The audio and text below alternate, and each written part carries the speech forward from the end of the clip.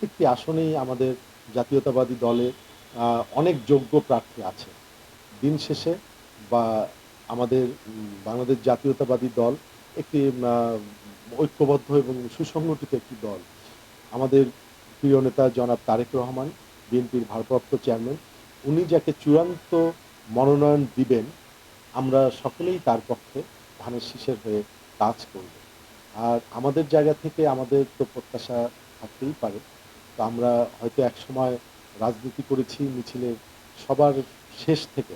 সেই হাঁটি, হাঁটি পা করে সেই মিছিলের শেষ থেকে আজকে হয়তো আমার মহানগরীতে মিছিলের সামনের সারির একজন নেতা আমি হয়েছি।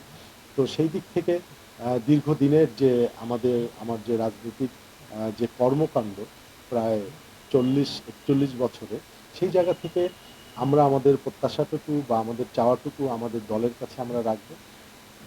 এবং দল বিবেচনা করে দিন শেষে যাকেই নমিনেশন দিবেন এবং আমাদের বিএনপির ভারপ্রাপ্ত চেয়ারম্যান জনাব তারেক রহমান যার হাতে ধানের শীষ প্রতীক তুলে দিবেন, আমরা সকলেই ঐক্যবদ্ধভাবে তার পক্ষেই আমরা কাজ